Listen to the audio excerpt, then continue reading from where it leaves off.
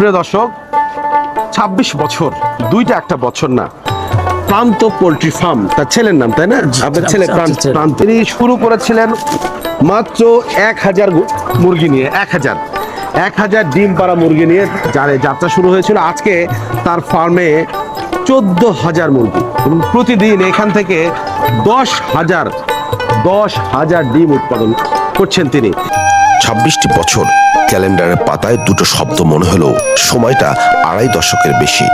নিজের সবটুকু ভালোবাসা দিয়ে বুকচাপা কান্নার রাত জাগা হাজারো স্বপ্নকে এক করে তিল করে গড়ে তোলা এক আশ্রমের নাম প্রান্ত পোল্ট্রি ফার্ম। এটিকে কেবল একটি বাণিজ্যিক প্রতিষ্ঠান বললে ভুল হবে। এটি তো কোনো এক বাবার নিজের সন্তানকে পরম মমতায় আগলে রেখে মহিরুহে রূপ দেওয়ার গল্প। আজ সেই রাজকুমারের গল্পই শোনাবো, যিনি প্রমাণ করেছেন হৃদয়ে যদি সততা থাকে তবে জীবনকে শূন্য থেকে শুরু করেও আকাশের মতো বিশাল করা যায়। এবং স্থানীয় চাহিদার ম্যাক্সিমাম একটা চাহিদা আসলে তিনিই পূরণ করছেন। এই যে স্বর্ণ উজ্জ্বল একজন মানুষ যখন ৫০ লক্ষ টাকার এক অদৃশ্য পাহাড় বুকে চেপে বসেছিল, তখনও এই মানুষটি ভাঙেনি। তিনি জানতেন সততার পথ অঙ্কটাকীর্ণ হলেও একদিন না একদিন আলো আসবেই। আজ তার খামারের প্রতিটি ডিম শুধু একটি খাদ্যপণ্য নয়, ওটা এক একটা সততার স্মারক, এক একটি অদম্য স্বপ্নের প্রতীক। নিজের পরিবারকে সহযোদ্ধা বানিয়ে ভোরের প্রথম আলো ফোটার আগে যে মানুষটি জীবনযুদ্ধের ময়দানে নেমে পড়েন, তাকে কোনো লোকসান, কোনো ঝড় দমাতে পারেনি।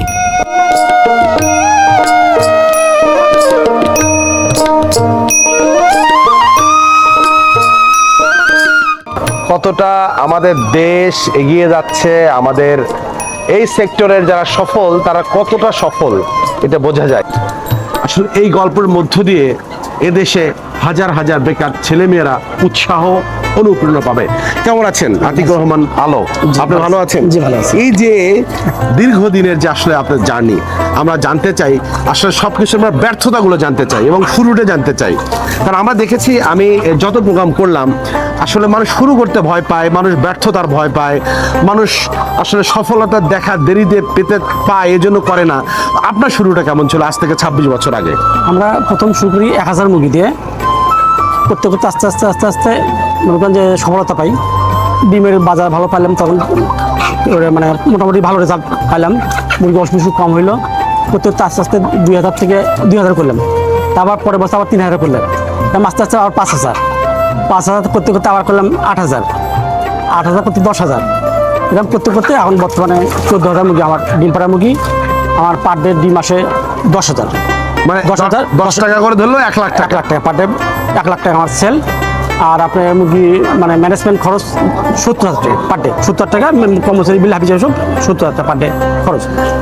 আমরা আসলে আপনার কাছে জানতে চাই, যেটা এই যে এই ব্যবসাতে আসলেন কেন?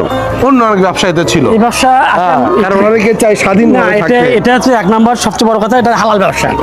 100% হালাল, এটা আল্লাহ প্রদত্ত ব্যবসা। আচ্ছা, এটা আল্লাহ প্রদত্ত ব্যবসা। এই ব্যবসা তো বেহালাল নাই। আর এই ব্যবসা বেনিফিট ভালো। আর সবচেয়ে বড় ব্যবসা এটা ক্যাশের ব্যবসা, কোনো বাকির কোনো কারবার নেই। আচ্ছা, পুরো হ্যান্ড ক্যাশ, কোনো বাকির কোনো কারবার নেই। আর এই ব্যবসা কোনো ডাস্ট নেই।